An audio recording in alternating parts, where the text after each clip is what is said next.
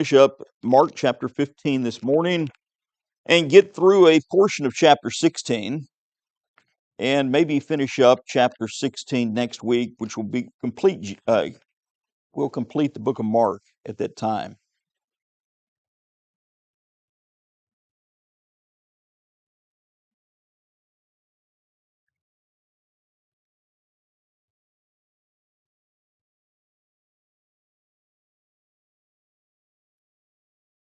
Of Mark, Isaiah, yeah, that's on Wednesday night. Yeah. So we're in Mark chapter 15. We're gonna back up to verse 35. We're looking at Jesus on the cross. We're looking at the things that connected with that cross. Actually, let's back up before that. Let's back up to 33. Now, about the sixth hour, now when the sixth hour had come, there was darkness over the whole land until the ninth. Till the ninth hour. In the ninth hour, Jesus cried with a loud voice, Eloi, Eloi, lama sabachthani, which is translated, my God, why have you forsaken me? Some of those who stood by when they heard that said, look, he is calling for Elijah. And then someone ran and filled a sponge full of sour wine, put it on a reed, and offered it to him to drink, saying, let him alone and let us see if Elijah will come to take him down. And Jesus cried out with a loud voice and breathed his last. And the veil of the temple was torn in two from top to bottom. And so when the centurion who stood opposite him saw that he cried out like this and breathed his last, he said, truly, this man was the Son of God. Okay, so let's walk through this. It's dark for 3 hours. Obviously, this is not an eclipse. It's reminiscent of the 3 days of darkness back in Egypt, which is preceded. If you go back to that 3 days of darkness, it is the ninth plague. The 10th plague is death of the firstborn. It's dark. And we talked about that. And then he says, my God, why have you forsaken me? I gave you the common explanation last time, and I'll go back through this. I'm going to give you the common explanation, then I'm going to give you some other possibilities that have been set forth, and then I'll tell you what I think is going on. The common explanation goes like this. Jesus is bearing the sins of the world. God could not look upon the sinfulness that was placed upon him as if Jesus himself became sinful by it being placed upon him. I think he became a sin offering. I don't think he literally became sinful, but that's what people think. Look upon the sinfulness. So God turned away from him, and that's why it's dark. And in view of this, uh, because he turned from him, Jesus cries out, my God, why hast thou forsaken me? That may be the position you hold, but it just doesn't seem to hold up to me. Um, one of the reasons it doesn't hold up is because of the context of Psalm 22. If you go back to Psalm 22, of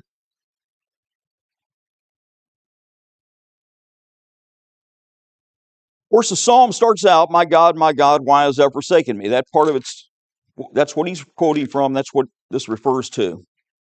It's interesting, if you take 22, 23, and 24, put them together, the three psalms, it forms kind of a unit. You've got the cross, chapter 22. You've got the crook, the shepherd, 23. You've got the crown, 24. Just something to think about. But in chapter 22, he cries out, my God, why hast thou forsaken me? And you can walk your way through this. It tells what all's going on here. You come down to verse 23.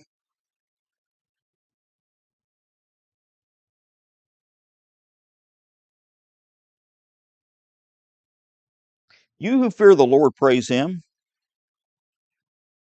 All you descendants of Jacob, glorify him, and fear him, all you offspring of Israel. For he has not despised or abhorred the afflictions of the afflicted, nor has he hidden his face from him. But when he cried to him, he heard. It doesn't appear to me that God turned his face away from Jesus. So what do you do with this? Well, some have suggested that Jesus, as he's going through this, thinks he's failing on the cross. I can't believe that for a second. Why? Because he's foretold of what was coming. He foretold he was going to go to Jerusalem, he was going to die and be raised, right? I don't believe that's what's going on. Another view is that Jesus is asking for relief, just a little bit of physical relief, but as a man, but there's nothing to be found. He knows God's plan. He knows it's all going to work out in the end, but he wants this bit of a relief. And at this point, he feels forsaken. I think that makes sense. I think that's very possible. There is a fourth view that has been set forth, and that is this is I'll give you a fancy word, it's called a metalepsis. What does that mean? It means that Jesus, well, it means, think of it this way. Jesus is speaking, the argument is from the viewpoint of the people. Does he look forsaken? If you were there witnessing what was going on, would you think God had forsaken him? Oh, yeah. As a matter of fact, Isaiah 53 tells you that the people thought he was being punished by God. You remember how it's worded in Isaiah 53, verse 4. Surely he has borne our griefs and carried our sorrows. Okay, that's what he did, and that's what he was purposing to do upon the cross. But watch this. Yet we esteemed him stricken, smitten by God, and afflicted. How did the people standing by view him? They viewed him as rejected by God. Any God that would let this happen to a person like this, God had to forsake him.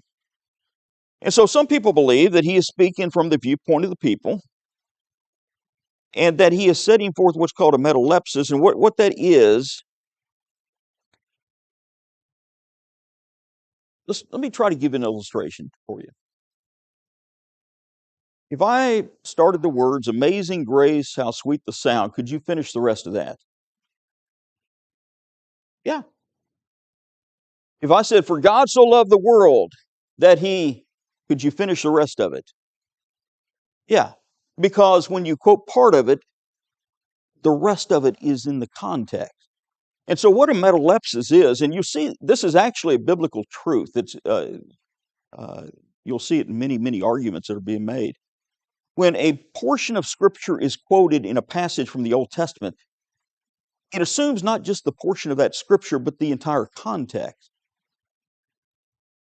And some people believe that what he's doing is from the viewpoint of the people, he looks forsaken, and he's crying out. Why? To get their mind to go back to what the psalm actually says, that he's not forsaken. And it talks about his resurrection, and it talks about the things that are going to happen following that. And so some people believe that that's possible. I suppose that's possible. I'm more inclined to believe that he is crying out for some relief here, but he's not actually forsaken. He's not actually forsaken. So, what's your thoughts? Now, this concept of metalepsis, whether that's what he is intending to do or not, it should have caused their mind to go back to Psalm 22, which speaks of the fact he's not forsaken. Part of it's true. Whether that's his intent or not, it doesn't matter. Their mind should have gone to Psalm 22 and thought about what it said.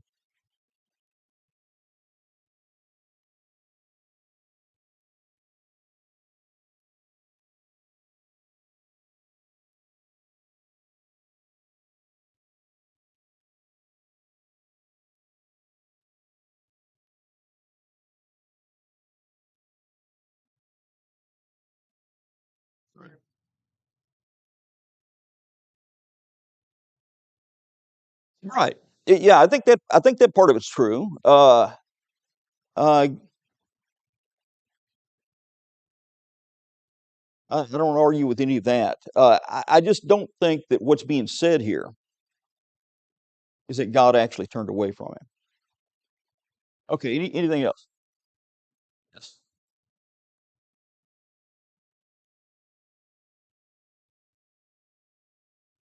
Okay.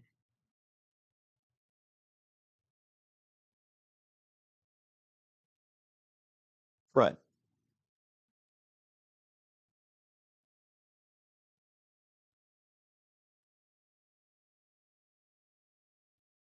Right. I think he's certainly showing his humanity. I think I think that that's the point. That's the third explanation I gave. I think that's the point. But the metalepsis thing holds true to some degree, and whether he's intending them to think about it or not. If they just thought about the rest of the passage, they would maybe came to a different conclusion. Yes.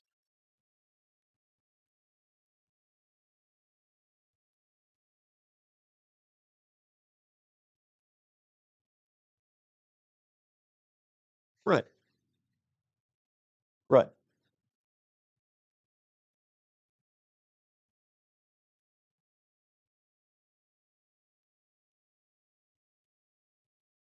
Well, I think you can get that out of Psalm 22 when you look at it. Sure. Sure. I've got a bunch of hands, so right up here. Yeah. Right.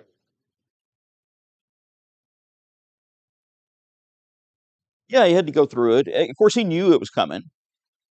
He knew it was coming up, but knowing it's coming and going actually going through it is two different things, right? Yes.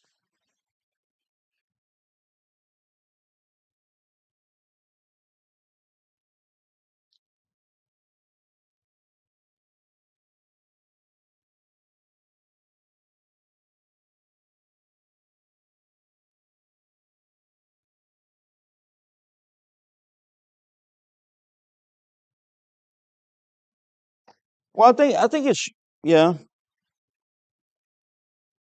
Well, he's certainly a man, and he's certainly suffering. I don't know that he was separated though, in the sense that we have many times thought of it. I don't think so. I think he's a sin offering. Uh, he's a sin offering for us, but I don't think it means that he becomes a sinner and guilty of sin. I don't think he's separated from God.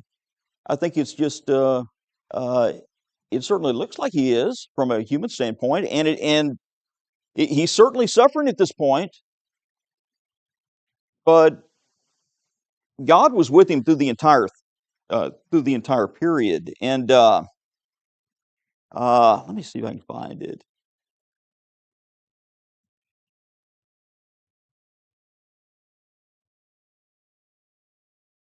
Somebody read Hebrews chapter 5, verse 7.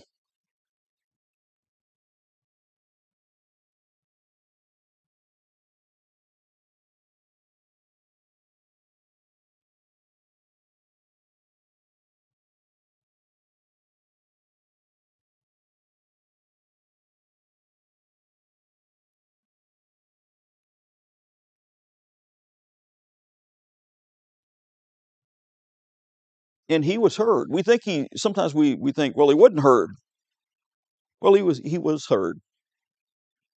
He was heard. He just there was the cup wasn't going to pass. And so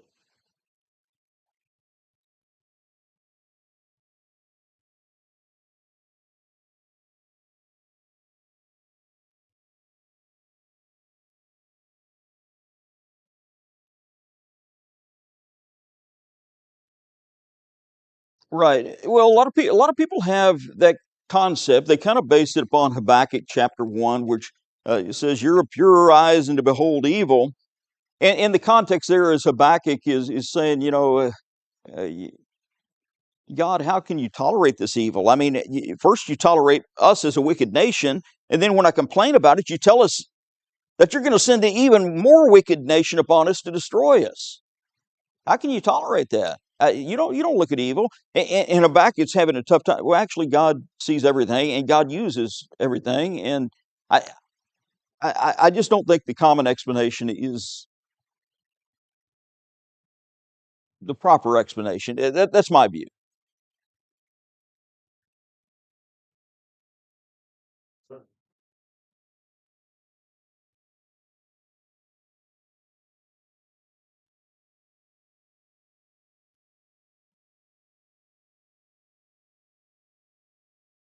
Yeah. Okay. Learned obedience. He had to go through it. All that's true. While he's crying out, they say, his words may have been slurred at this point. I mean, I wouldn't be surprised if they weren't. I mean, he's going through all of this suffering, and they say he's crying when he says Eloi. They say he's crying for Elijah. Why would they say that? Malachi chapter 4, verse 5 says Elijah had to come before the Messiah. Now, it's actually Elijah did come, and it's a reference to John coming in the spirit of Elijah. But here you got mockery going on. Well, look, he instead of thinking he's talking to God, he's crying out for Elijah. He still thinks Elijah is going to come. Then he dies, and the veil of the temple is torn in two, top to bottom. Oh, I think this is hugely significant. Uh, so whether you're talking about the veil of the tabernacle or the veil later under the temple, there are certain things they have in common. First thing, you can go behind that veil. The high priest alone, he could only go one day a year. Now, there was actually several trips back and forth on that day, if you look at it, but it was one day a year. What day was that? Day of Atonement. On the Day of Atonement, he could go inside that veil once a year. Nobody else could go into it. Okay, keep that in your mind. The most holy place represented heaven, God's dwelling place. I think we could show that. The high priest was allowed into God's dwelling place alone once a year. Nobody else could go in there.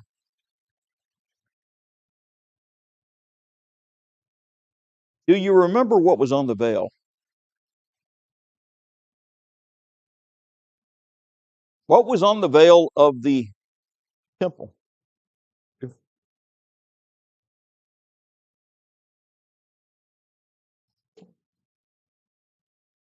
That's true. What was engraved upon it, or embroidered upon it, or whatever term you want to use? What was on it? You don't remember? Let's talk about it, because I think it's very, very significant. Cherubim. What's the significance of that? How did cherubim appear the first time in the Bible? Anybody remember? Garden of Eden. They're cast out of the garden. What does God do? He puts cherubim there so they can't come back in. They're separated. They're separated from the tree of life. They cannot come back in that. That's the first time cherubim are mentioned. Exodus chapter 3, verses 22 through 24. I want you to think of cherubim as the protectors of God's guardians, protectors of God's holiness. Basically telling people you're separated. You can't draw near to him anymore. You can't draw near. Remember, in the garden, they walked with him, didn't they? You can't do that anymore. In Exodus chapter 26, verse 31, cherubim are engraved or embroidered upon the veil of the ark, separating the holy place from the most holy place. What's that represent? It means stay out. You don't have a right to come in here. Just like you didn't have a right to go back in the garden. 2 Chronicles chapter 3, verse 14, it's also on the veil of the temple. So when he tears the the veil in two from top to bottom.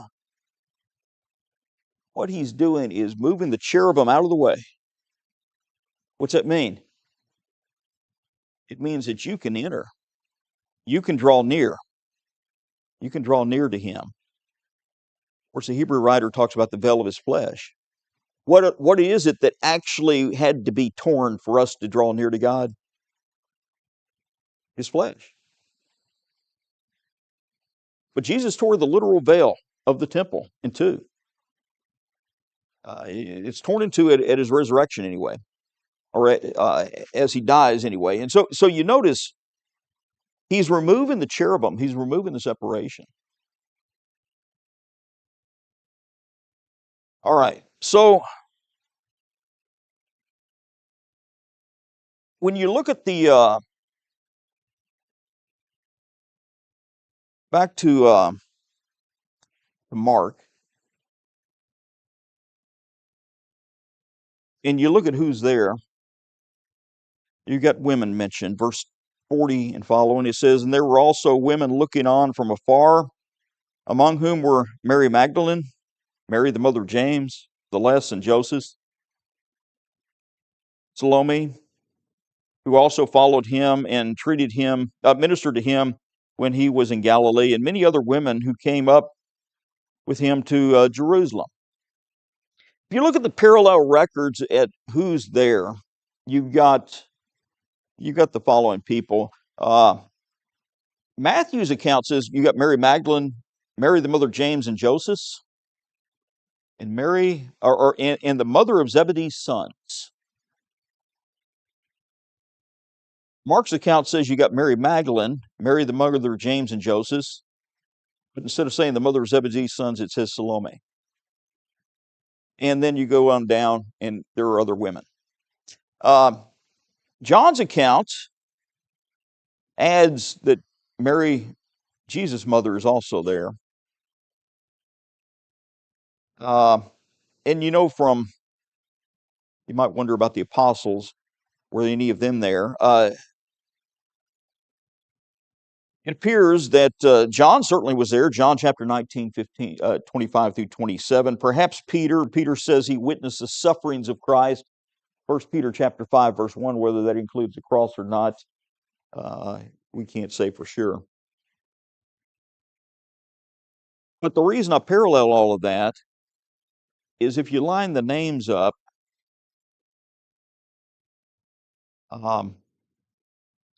I think you can make a very good case that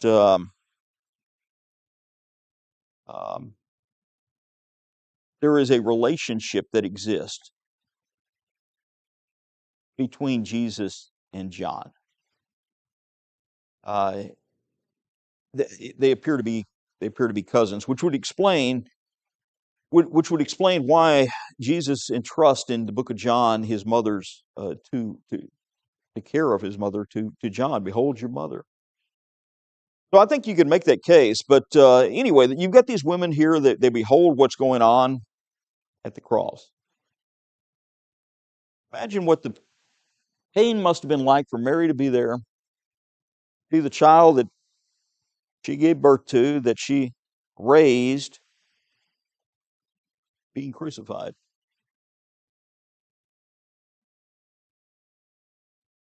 All right, verse 42.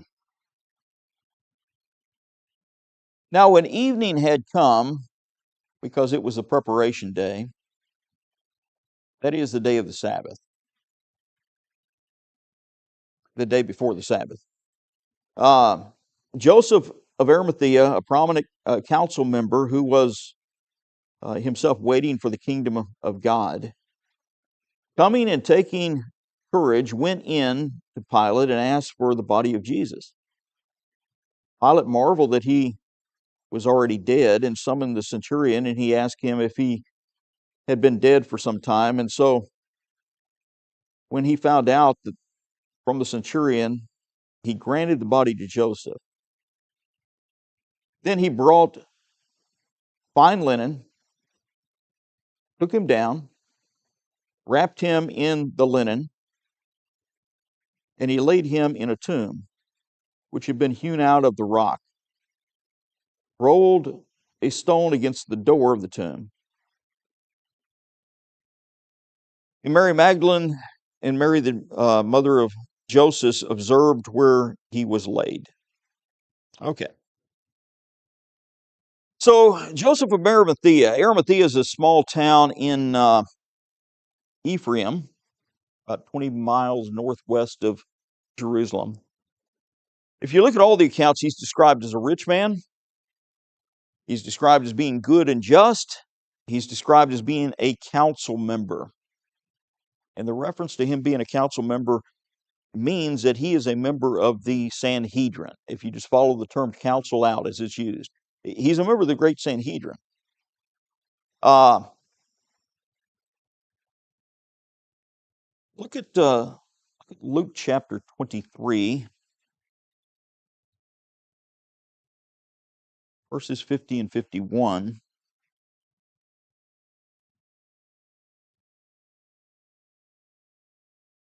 23, 50 and 51. Now behold, there was a man named Joseph, a council member, a good and just man. He had not consented to their decision and deed. He was from Arimathea, a city of the Jews, who himself was also waiting for the kingdom of God. Oh, he was a council member, but he didn't consent. Someone might say, well, I thought everybody said, let him be crucified. He may not have been there. Their rules indicated that while there were 71 people, if you include the high priest, there were 71 people in the Sanhedrin. You could have a quorum with 23 people. You think everybody was invited to that trial? I don't think so. Whatever the case, we know he doesn't consent.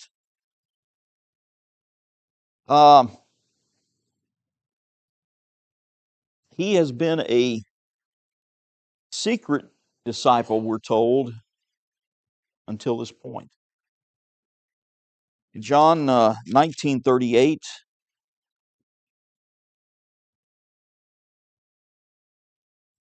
After this, Joseph of Arimathea, being a disciple of Jesus, but secretly for the fear of the Jews. Jews there being used in John of Jewish leadership. He's a secret disciple. Well, you can't be a secret disciple. And now he comes out, he asks for the body of Jesus. You know who he's joined by? Nicodemus. You know, the one who came to Jesus by night, who also seems to be a secret disciple. Let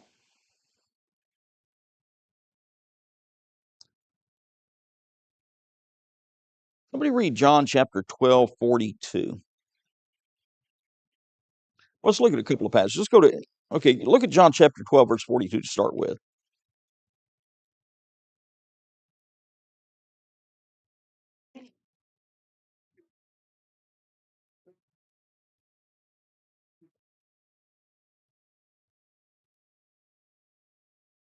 Okay, so you got people who believe in high places, but they're not going to admit they believe. Why? Political pressure. Come back to John chapter 7. Come on, read 45 through 52.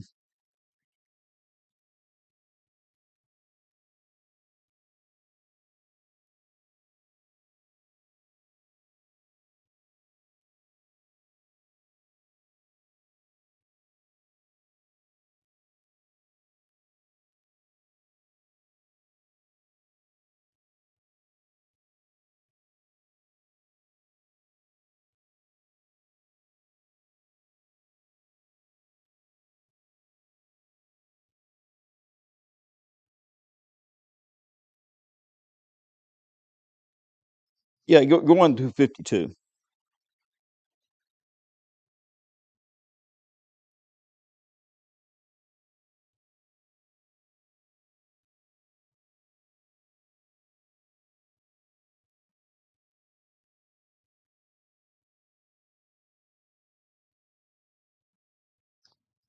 Nicodemus believes, but he's keeping it quiet too. until this point, there's no more time for being quiet. You got to make a decision what you're going to do with Jesus. But nevertheless, uh, notice the arrogance they have. Have any of the rulers of the Pharisees believed in him? Why do we know your position's true? Well, don't you know that all of academia believes this? I mean, don't we hear that today? Instead of giving an answer, you appeal to academia. Well, that's what everybody believes. And if you don't believe that, you're from Galilee. You're some kind of country bumpkin. That's what you are. You're in a faraway place. You're just not of the elite. So anyway, I bring that out to show you Nicodemus. Nicodemus and Joseph of Arimathea evidently are members of the Sanhedrin. Women witness where he's buried. We'll talk about the burial a little bit and finish up this chapter, I suppose. We didn't get where I thought it was going. Well, we didn't. I thought we were going to get through a certain point. Anyway, we only get so much time in life. So let's talk about his burial.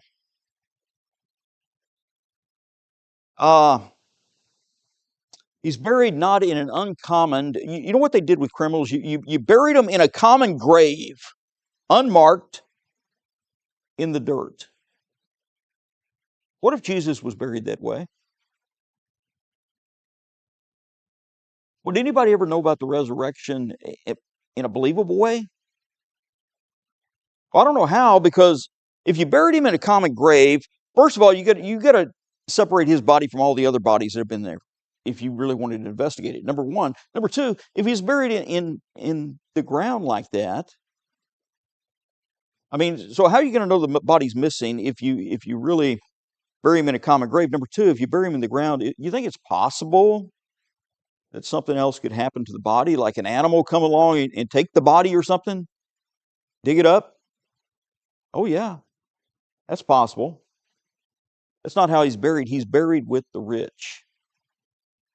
Isaiah chapter 53 verse 9 says that's the way it was going to be. He was going to be buried with the rich. Almost unheard of to bury a criminal like that. He's buried in a rock, in a tomb that's hewn out of rock, so no animal can dig into this. It's sealed with a stone. Not only that, though, according to John, he's buried in a tomb that has not been, it's freshly hewn and it has not been used. What's the significance of that?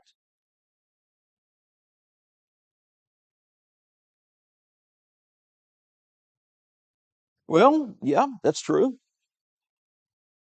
How about something else? 2 Kings chapter 13.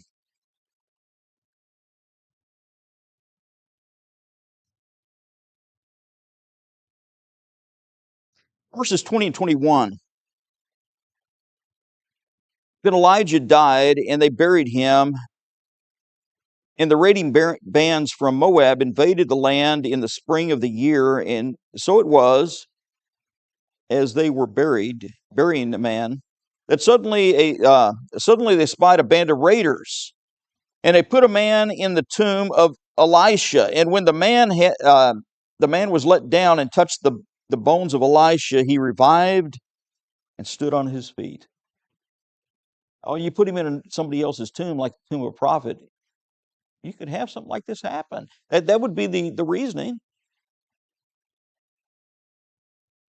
I think there's a parallel that can be made between Elijah and Jesus, Elijah and John, and Elisha and Jesus. It kind of goes beyond our study, but there was a resurrection following Elisha's death. Were there resurrections following Jesus' death? Oh yeah, the tombs opened up, people went into the city. But if they had buried Jesus in a tomb that had been used before, somebody would have come up with this excuse. Well, That doesn't prove anything. He's in a tomb that's never been used. He's in a tomb that can be identified. He's in a tomb that is of rock. What's that about? It's about verifying the resurrection. God did it to verify the resurrection. All right, we'll close down there and we'll get to 16 hopefully next week.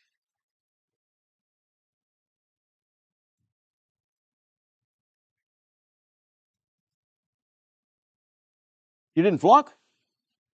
Okay.